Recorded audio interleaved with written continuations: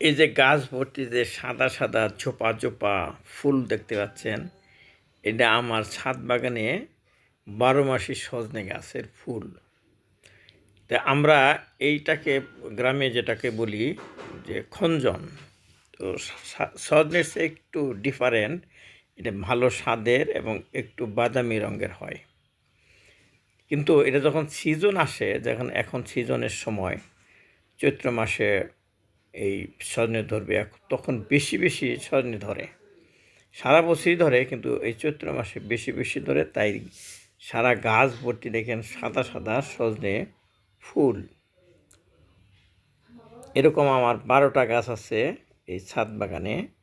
আর original যে গাছটা সেটা বাসার নিচে মাটিতে লাগানো আছে, সেটাও কিন্তু অনেক বড় হয়েছে। তারপর এটা কেটে কেটে খাটো করে রাখি।